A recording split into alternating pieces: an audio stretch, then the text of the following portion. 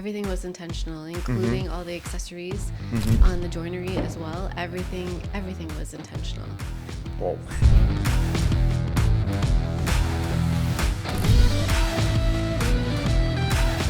It's funny that you asked me that question because I'm very passionate about lighting. Lighting is just as important as the color palette, as furniture, as anything. And normally what I like to do is layer the lighting.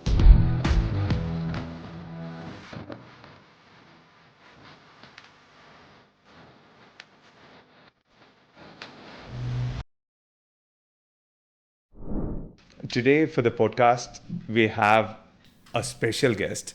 She is a founder of Mubeena Kara Design. She has offices in Toronto, in Orlando, and even in Dubai now. So let's welcome Mubeena Kara to our show. Mubeena, thanks for joining us. Thank you Thanks for for coming having for the me. podcast. Of So course. this is the question that I want to start with on our every podcast that I start with all the designers that I speak with. So why interior designing? Why you choose this as a career? What made you attracted to this field? Well, it's funny. It's actually a funny story. I have been loving interiors since forever, since I can remember. And when I was in high school, when I graduated, I wanted to pursue a career in interior design. But my father is a nuclear chemical engineer. Whoa. And when I expressed the idea of doing an arts degree, he said, absolutely not. Okay, yeah. Being an engineer, and I was the first daughter, first grandchild on both sides. My father was very much, if I'm going to pay for your education, you need to do a science degree. Okay. So I actually did my science degree for him. I did an undergrad in microbiology, and I pursued a career for a short amount of time. And I learned to love it. And then I got married. I had children. I was a stay-at-home mom for a really long time. And once my youngest child went to school full-time, I decided to pursue my passion in interior design. So I went back to school. I got my degree in interior design. And since then, I started my firm, which has been over 10 years. Okay. And it's been amazing. So you've been working in biochemistry, I believe, right? What is it? Microbiology. Microbiology. Yes. Okay, I'm so sorry. No, that's I'm okay. yeah. From that, and you've been working as a microbiologist, in that same field. Okay. Yeah. Then you quit working. You took a Yes. break. I took a break. Then you joined again studying interior design. Yes. Okay. Yes. Do you think designing need to be taught? Can you teach someone to be a designer, or designing is it a born talent? What do you think? I think it can be a little bit of both. I think most designers have an innate ability to be creative. And I think that oftentimes, actually everybody has the ability to be creative. Everyone has a creative side to them. It just really depends on how much you want to tap into that creative side. So yeah, definitely I think it is a skill that can be learned, but others have more of a creative flair than other people, and it just kind of depends on how much you cultivate that skill. For me, I don't agree with that. I'm into this furniture field, right? Yeah. So I'm more kind of a technical guy. I like building stuff, like furniture, engineering side of the furniture part, the interior design part. So I tried myself to be a designer in the beginning, okay? But it is not me, I don't have that flair of color, okay? I cannot suggest you what design will look nice in an interior. So what I felt from my perspective, it's kind of like some people are born with, they can sing amazingly, they're born with it, right? That's the same thing I felt with designers. Some designers, they will just come, they will just arrange few furniture, and the space will look amazingly beautiful. Same like how you did here in that Dubai project that we worked. Mm-hmm. So what do you think? It's more kind of like a born talent. You have to born with it, right? Yeah, and it's very in line with what I was saying before. I Mm-hmm. think everyone has that creative flair, but it just depends on how much you cultivate it. So, for example, I am not very good at, let's say, math. It's not my strongest suit. But if I were to work at it, I could probably be good at it. Be good You know at what I it. mean? So I feel like that's the same way with interior design. And I say that because I don't want to discourage anyone that is thinking got about it. going to I interior got it. design, because there's a lot of experience that comes along with it. What I was doing 10 years ago is completely different from what I'm doing now.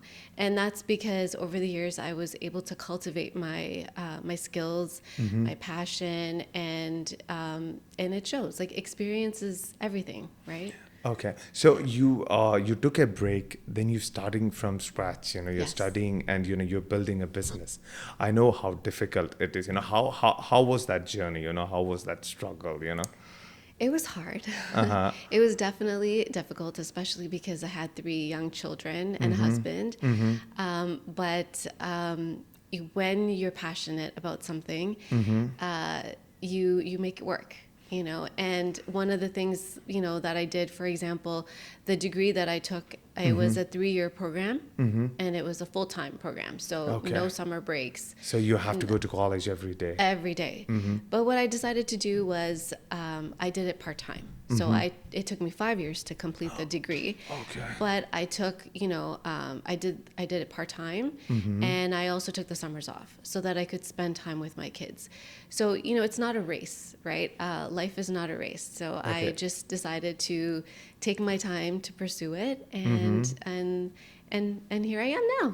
Yeah, yeah. Yeah. And you have worked, now you worked a project in Dubai, and you've been doing a lot of projects in Canada as well, and in the US as well. Yes. So I have seen your different projects photos, in your social media profile and all. So how is the working culture, the design and till the execution process in the West? Okay. How is it here in the Middle East? Have you felt any difference? Yes. So I just completed my first project here in Dubai. So I still feel like I need a little bit more experience to make a proper judgment of that. But I do feel that there is a little bit of a difference in the sense that the culture here is a little different. And there's been a learning curve for me to kind of, adjust to the way things are done in Dubai, in the Middle East. One of the main differences, I would say, is the different names for the different rooms, for example. So, we in North America have a formal living room, whereas here they refer to it as a majlis. Majlis, yes. So that was an interesting thing that I learned. And there's different aspects to the majlis. There's different things that the majlis requires. Whereas a formal living room in the U.S. or Canada has different requirements as well. So that was very interesting. What about the design style? Did you feel any difference in the design style? Yes. Of this region with the West? Yes, I did. I felt like here in Dubai, they're trying to maintain the Middle Eastern flair with a modern touch. And that's what we really try to do in Project Al Khawanij. Wow. So, yeah, I thought it was very interesting, actually, and fun. And I believe, we discussed before the shoot, everything that I saw in this project, that we worked together is intentional. I was so amazed that the painting colors on the painting to the cushions that we chose, I believe you and your colleague took at least 2 to 3 days to finalize that fabric for the cushion. Yes. Okay, I was just thinking, oh my God, why is she putting this much time just to choose a cushion? Right. It's not the main part of the whole design. From that to the color of the marble to the gold touch that you have given on the whole project. Hopefully, we will be while this, on the podcast. We'll be showing you that projects in the background, those pictures. You can see that even from the finish of the border on the on the paintings to the gold finish on the table, everything was matching. Everything you precisely thought about it and you chose it, right? All the aspects. Everything was intentional, including all the accessories on the joinery as well. Everything was intentional. Wow. And client was involved. Do you make client involved in every aspect of that process, or you tell the client, okay, listen, I will just design, I'll show you something, and you convince the client to go with this one? How is your design style? How do you usually work? Yeah, that's a great question. So actually, it really just depends on the client and how involved they want to be. We have certain clients that are super involved and they want to be, informed every step of the way of what selections we're making. And we have other clients that really leave the creative control to us. And either way, it works great. In our project with El Kowanij, our clients were amazing. They trusted us completely. Wow. And so we actually did all the sourcing, all the styling just last week, actually. And we put it together and they walked in and they loved every aspect of it. So they were very trusting of our decision making. Of course, we're always transparent throughout the process, and we're always, giving the clients an update as to what we're doing and how things are, turning out. And I think it worked out really well. Yeah, it is, amazingly well, the photographs, when I see the site, it looks like 3D renders, Oh, thank the, you. the place looks amazingly beautiful. And I just want to know that the accessories that you kept, that small accessories also elevate the space, right? Yes. So did you specifically thought about these accessories and, did you select it like that? Yes. Again, like everything that we chose was intentional. We wanted to create a feeling in a home that was inviting, that functioned with the way that the family works and the way that they entertain. And we carefully listened to what their needs were. And from that, we were able to source and select items that kind of showcased how they would like to live in their space. And this is also, I have a regular doubt, So your projects, in the West, that I have seen is entirely different from the projects that we have done together, the Kowanij one. So every project is different, your style is different. So how do you, is it from the client, the idea, or it's all from your side? How does it work? No, it's a culmination of both. So majority of the time, I begin every project with questionnaires. We do a design consult with the client. We learn and understand how they want to live in the space, what brings them joy, what inspires them, how do they function in the space.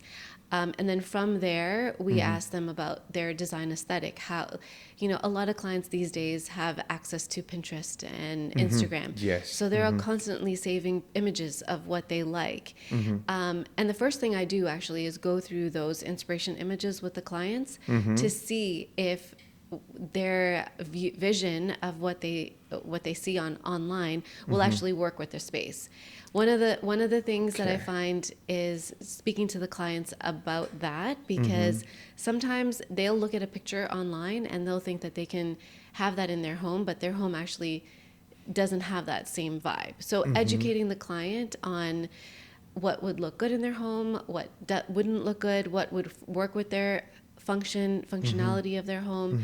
And then from there, we put together mood boards and then a color palette, and everything is collaborated with the client so that we can really focus on what they want and how they want to feel in their space, which is the most important thing.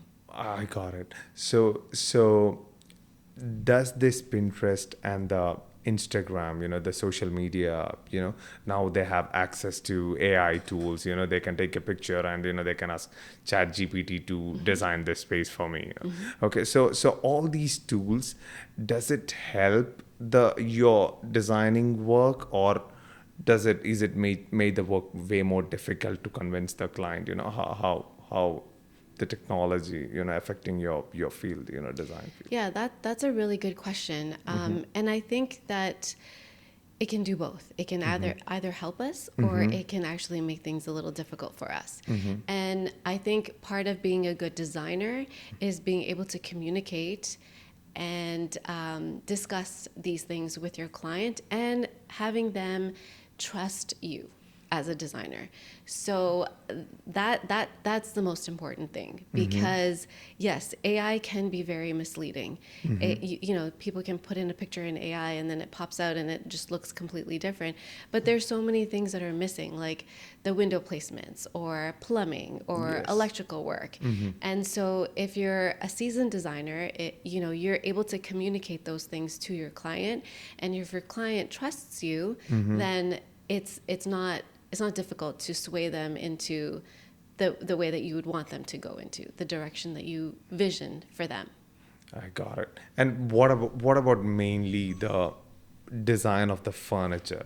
How do you think, how important is furniture design in a space? Many people approach us, can you design the space? I have a majlis, maybe for one area. Maybe people come, I have a villa, okay? Now recently, because of the Instagram, people directly approaching us. We tell them, no, we are not designers. We cannot suggest you what design will look nice in your house. So you have to consult an interior designer. Let the interior designers contact us, Right. That's how we work. So for the people, those who want to know what type of furniture will suit their space, what you can, what advice you can give for them.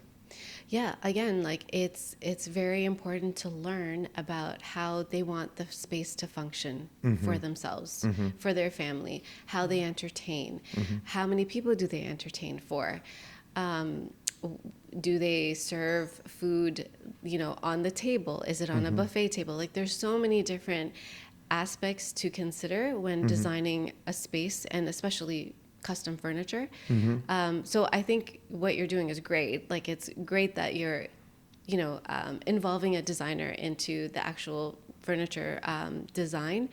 But yeah, there's the color, there's the color palettes, there is the size of the cushions, or even just like how you want to sit in the sofa. Do you want it to be more upright? Would you like it to be more cozy and comfy, where people can, cross their legs and sit? So there's so many different aspects and questions that we would ask in order to be able to understand how they would want their furniture to function for them. Okay, that's perfectly clear. And one more doubt that I'm having. You would have seen this old traditional, not the Canadian or American houses, okay, the old European houses, that with very less interior lighting. So, but it still look a little bit more classic style.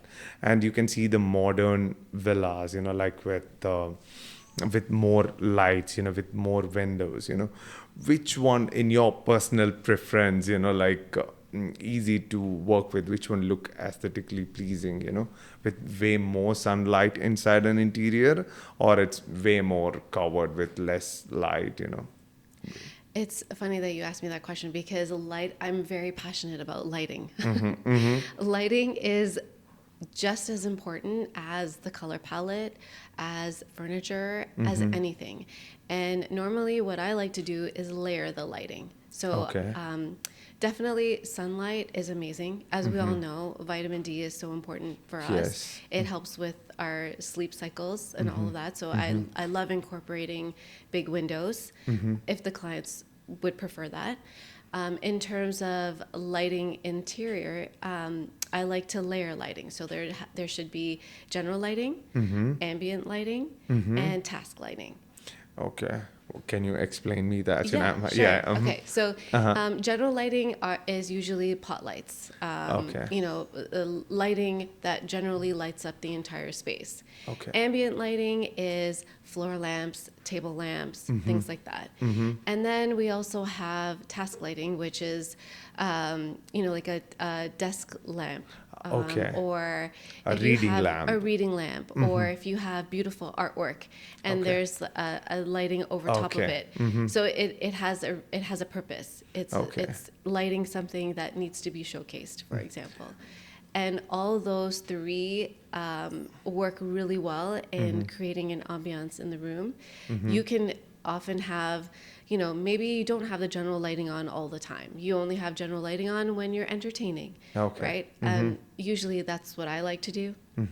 I have this I have this ritual with my kids, especially when they were younger. I would, but when it was time for them to go to bed, I would turn off the general lighting and leave the ambient lighting on. And that was kind of a signal to them that it's like it's time for bed. Like we need to, calm down and get ready for bed. So yeah, people use different lighting for different purposes. But I think that's one of the things that I love incorporating in all of my designs.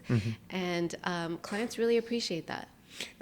Yeah, I totally get it. Lighting is also as important as, all the other aspect of the design. And at the same time, in many renders, in many designs, okay, I can see very beautiful space. But practical usage, it is not as convenient. So we need storage, we need keep places to store the like pillows, maybe bed sheets in a bedroom. I'm just telling about for the bedroom, and we have to store places to keep daily newspapers, the magazines that we are having. So what about practical usage of a space while you're designing? Where do you mainly focus, the aesthetical looks or the purpose? Yeah, that's a great question. And that's actually one of the first things that we try to discuss with our clients when we onboard them. We talk about how they function on a daily basis. What do they do when they, for example, for a front foyer, when you come into the house, do you come in from the front door? Do you come in from the side door? Okay. Should we have a console table where you can have your keys and your mail and, things like that. And once we learn more about how they are functioning, then we can create aesthetic functional solutions for them. So one of the big things in North America is mudrooms. Mudrooms are basically rooms that are attached to the garage.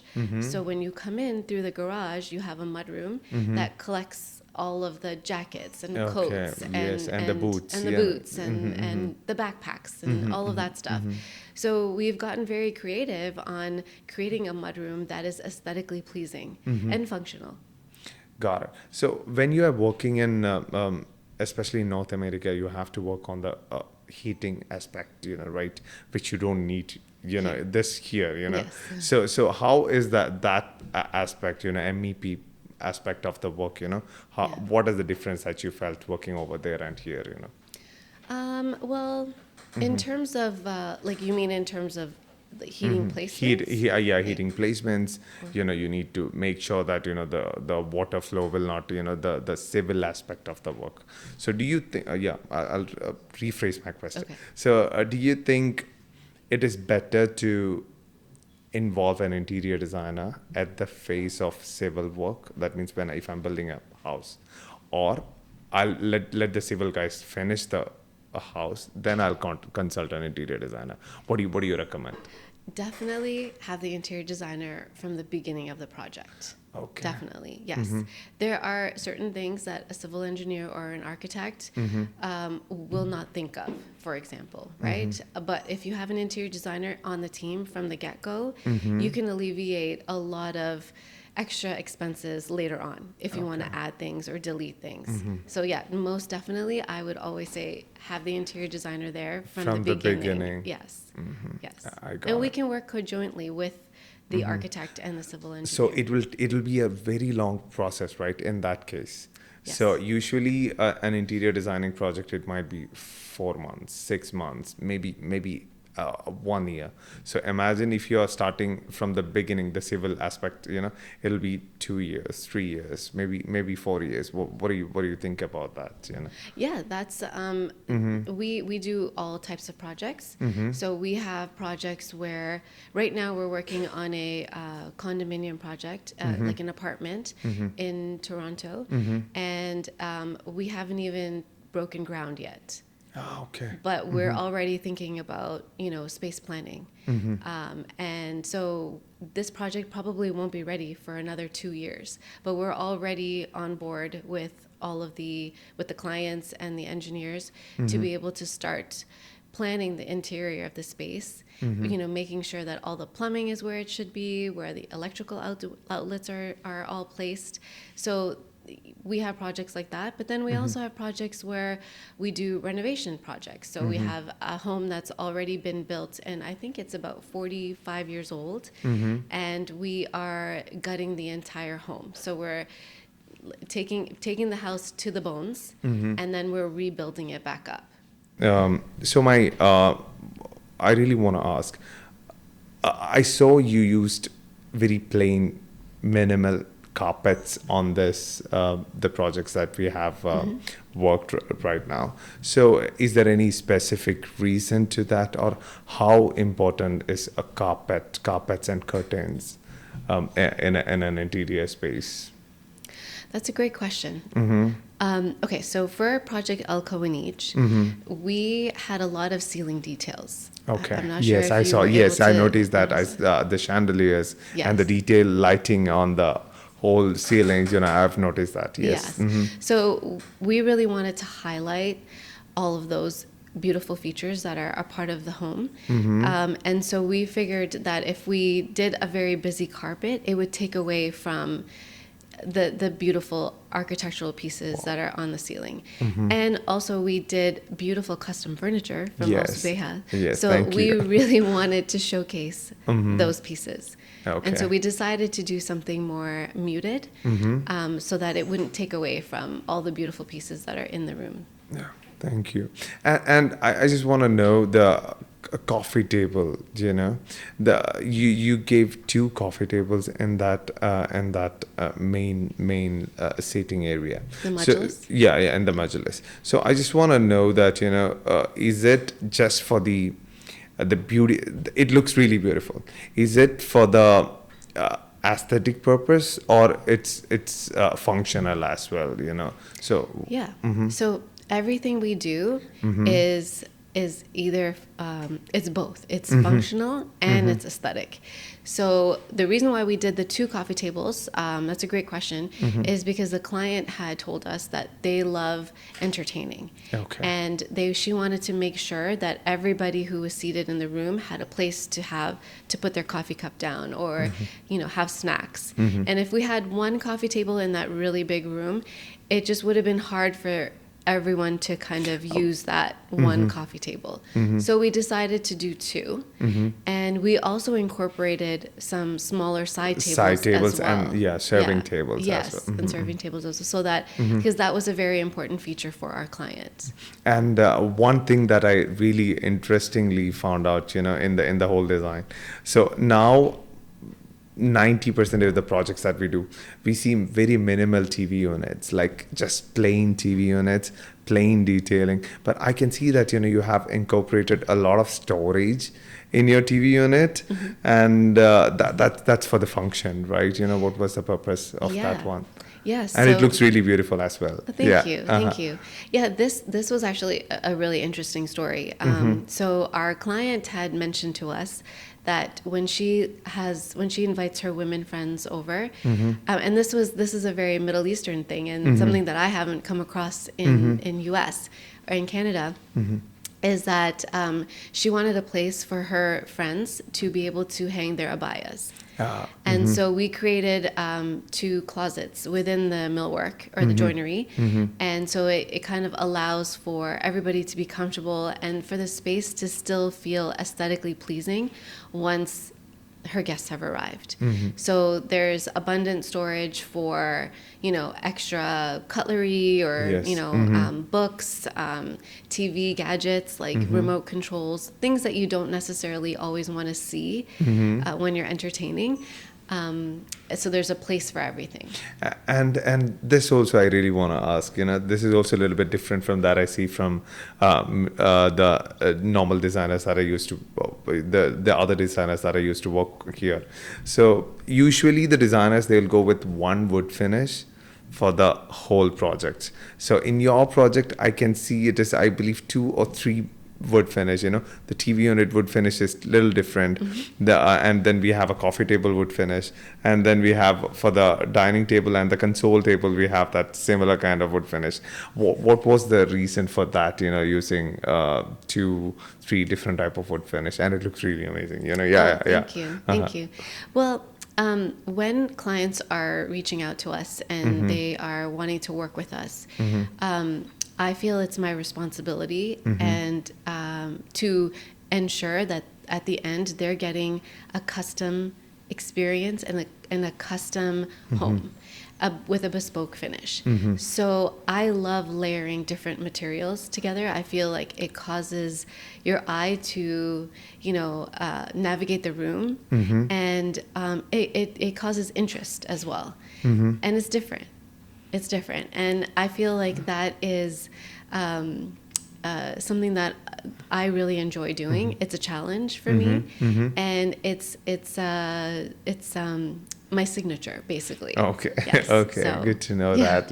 And it's really amazingly beautiful. Thank and you. and how personally you are involved in every project, like how detailedly you are involved. That means every single message is daily till to the material selection, to the fabric for the cushions. I just want to know. Yeah. I'm involved in every single aspect of the process, up until what florals we are going to be putting into the home. That's how particular I am. Yes, Wow. yes, I'm involved in every single process. So I can see that I've met your colleagues before. This is the first time that I'm meeting you, but I've seen your colleagues. They're amazing. Thank you. Abir is really amazing. She really so, is. Yeah, she is, and she is also detailedly involved. Okay, whenever we make a mistake, she'll be very calm. Okay, she'll just tell that. Yes. Okay, I can understand that, but I need, this is not what we are expecting. Right. We need it like this. Yes. Yeah. So how you incorporate the team members? Because you are also everything specifically involved in everything. How you? Yeah. So we're so grateful to Abir. She is such an amazing team She member, is. and we're so proud to have her as a part of our team. Really, this was our first project together, so it was very exciting to be able to mentor her. And that's basically how I do it. I love to mentor my staff. I am very explicit about what my expectations are, and the brand that I'm trying to create is very important to me. And one of the main things is to make sure that we are very detail oriented, that we're not just in it, for the money or for the aesthetics. We're here to create a space for our clients that they can relish in for years to come. I got it. So you convey this to your team members, what your vision is. Yes. They are clearly aware of the journey. They are So, clearly, yeah, yes. and they know how you think of any situation. Yes. So it'll be easy for them to take decision on your behalf, Yes, because exactly. you'll not be available here in this country all the time. All right? the time, exactly. And there is a time difference as well, right? So there's Yeah. an 8-hour time difference. And if it's something very complicated, she will tell that, Amjad, give me 24 hours, Yeah. let me just, Yes. let me just talk to Mubeena, Right. and I'll get back to you. Yes, Yeah. yes. We have a Monday morning weekly MKD team meetings. So on Mondays we will discuss everything that needs to be discussed, and then she'll know what she has to do for the rest of the week and what the expectations are. So we are very, even though we are 8 hours time difference and we're across the world, sorry, we are always constantly in touch, and we're so lucky that we live in an era where there is so much technology. Yes. So Zoom, WhatsApp, there's just so many ways to bodem. There's just so many ways to keep in touch. And we use those to make sure that we are on board all the time. And you are what I understood from the conversation, so far, you are a very detailed oriented person. Okay. Yes. You want to be and more kind of like a perfectionist. You want everything to be very perfect and in detail. Yeah. Yes. So and you are working in Canada and in the US and in UAE as well. Okay. So how you manage your time? How you get involved, in everything, every aspect, and you finish the project on time. Yes. Yeah. This one, the Kavanage one. Yes. I believe you are a little bit earlier, than we are expecting. So. Yes. So how do you manage this? Well, first of all, I have a very supportive family. My husband is incredibly supportive. He's also in the industry. He has a general contracting company, so he understands. My kids are my biggest fans, and I am, like you said, very organized in terms of like making sure that I spend enough time allocating to each project. I have an amazing team that I work with as well, who help me to be able to, finish projects on time in a timely manner. So I'm very blessed in that way. Yes, exactly. That is really important, like really amazing team. I believe here, Abir, I believe, you have in the US, other team members as well, to take care of the projects. So, have you ever felt any difference when you're doing a residential project and a commercial projects? Residential projects, what I felt is like people are very personally involved. Okay. Yes. It's their house, and the design and the beauty is the main priority. The finance is the second part. Okay. Right. So in the commercial projects, it's only, what I felt is like finance is that the budget is the main factor. Then the beauty and the design that comes second. So have you ever felt the same, or Yeah, I actually completely agree with you. You're definitely right. With commercial properties, you don't have the creative freedom to do whatever you want. There's a lot of regulations or rules, or even depending on what type of project you're doing. For example, we did a hotel project in Florida. I saw that one. Yeah. Ormond Beach, and it was a Holiday Inn Express. Yes. And they have certain brand colors that you have to follow.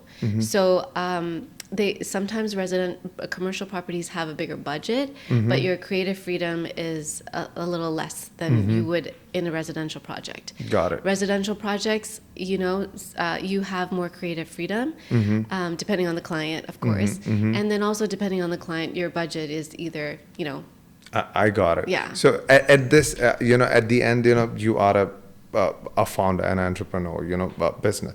So how you manage the business aspect of the company at this phase? So like imagine you have two projects. Okay. One is the one that you really passionate about, that you really want to work with. The design is more pleasing, and the other one is more money. Okay. That means it's a big mansion with 10 bedrooms in Dubai. Okay. So which one would you choose at this phase of your career, So even if you can choose only one, Yeah. So I am a firm believer of intentions. I believe that if you have a good intention, good things come your way. And I like to work with people who also have good intentions. So for me, it's really not about the money. It's more about the feeling that I get when I'm working with that client. How does it fuel my energy? How does it fuel my life, and how can I in turn feel their life and their energies. So that's kind of what I base it on. Okay, I got it. Yeah. Okay, smartly you answered. Yeah. Thank you. And I just wanna know. So the joinery aspect of of your work, of Yes. the interior designing. So I can see that the joinery, the material that we are using here in the Middle East. Okay, here we use a lot of veneers. Okay, here we use a lot of in the kitchen and the other laminates. Okay, and here rather than using solid wood, except loose furnitures. The furnitures like us, we use. Solid wood. So, and is it same in the West, as well, while you're designing, in North America and colder countries? Is it same? No, it's a little different. So using wood in North America is very common in terms of like, kitchen cabinets. Okay. It's durable. Yes. Because we have different seasons. It works. And it's right? expensive as well, right? It is very expensive. Yes, it is very expensive, but it's good quality. It's you're getting longevity with Yes. that material. Here, I've been learning that not so much because you've got the heat. You also have insects, right? Yes. That are part of. So you have to think about all those things. But using more natural materials is very common in North America. In North America. Yes. Okay, and one more thing, what I really want to know, like, what about using marbles, like, and the other stones, on the furniture aspect? Is it common here more, or is it both everywhere? It is same, I think it's common in both places. Yeah, I do see that it's more prevalent here because I find that it really goes with the ambiance of the Middle East, like elevated, eloquent, elegance, that's kind of how I would describe the Middle East. And so I feel like it's more prevalent here. But yes, we do use a lot of those materials in the US and in US. Canada. Yeah. Like marble Marble, on. quartzite. I recently did my own home actually in Toronto, Canada, before I moved to Orlando, and we used quartzite in our Okay. kitchen, and we did like 2 waterfall islands. We did the backsplash. We used it in the powder room. We used it in the master bathroom. It was so beautiful. I still miss it to this day. But yeah, and it's durable. Yes. It's great. It's great. It's a great material. And yeah, so a lot of people are realizing the benefits of using natural materials for the longevity, for the usage, functionality. So it's becoming more and more common, but it also depends on the budget, the client's budget. Got it. Yeah. What about the landscaping part? It is also really important. The beauty of residential. We're talking about the residential project, like plants, the trees, and the plants and trees which you'll be using inside of an interior as well. How do you take it as a I can see in one project, in your Instagram, some projects you have used more plants, and in your other projects, but in this one, Kawani's one, rather than that, you have used a lot of flower pots, with a lot of artificial flowers, kind of like that, Yes. So how is your design style in this one? Yeah. So again, when we do the design consult in the beginning, when we onboard clients, we that's one of the questions we ask them. Do you like having plants in the home? Do you prefer artificial plants or real plants? Some clients are like, no, I only want real plants. And other clients, like our Al Kawanij client, she said, absolutely not. I don't want any real plants. Maintenance is She's like, I do want plants, but I would prefer if they're artificial. So we actually sourced a bunch of trees. I don't know if you noticed, there's an olive tree in the Majlis. Yeah, there's a cherry tree, kind of like the Yes. flowers as well. Yes. I saw that. Exactly. So we sourced everything locally here in Dubai, and it still gives that warmth that you're looking for in the room with low maintenance. Got it. But I love incorporating flowers and plants. I think it just elevates the room, and it just looks so beautiful and warm. And you don't design the outdoor areas, right? Do you do that? Outdoor No. seatings, outdoor, like outdoor plans, like a extension of a house, like. We do consultations for potted plants, but in terms of actual landscaping, I don't do that. You don't. So how do you do the consultation? Is the consultation they can approach you for free, or else they have to pay for it. How is the consultation, and how they can reach out to you? If somebody's watching this video, they want to reach out to you. How they can do that? Okay, so typically we do a half an hour, 30-minute discovery call with a client, usually over the phone, or we can do it via Zoom. And we get a chance to talk to the client, see what their needs are. We give them a little bit of information on how we function, like what our business model is, what our steps and procedures are. And if the two align, then we can take it further to do an in-home design consult, and we also do virtual design consults. It's a 2-hour paid consult with a fee, and then we get a detailed scope of work, and then from there we can put together different packages that we can work with the client depending on their needs. We are on Instagram, of course. Everybody's on Instagram at Mubina Kara Design. Yeah, we'll be tagging you on this video. Okay, yeah, perfect. yeah. I also have a website, mubinakaradesign.com. We're on TikTok, YouTube, and Pinterest. Okay. Yes. Would you take only as full villa projects, or do you take as a client in Middle East, here in Dubai, who want to do only one majlis area to be designed and furnished? Would you do small projects like that? Yes. Or you consider only the big full villa? No. Right now we're open to any types of projects. Yeah. Got it. Yes. Got it. Anyway, thank you so much for coming on our podcast. Thank More than you. that, thank you so much for letting us be part of your huge, amazingly beautiful project in Kawanij. Thank you. Okay, and looking forward to work with you in the future. Me too. Okay, see you soon. Thank you so much. Of course. Thank you for having me. Thank you so much. Thank you.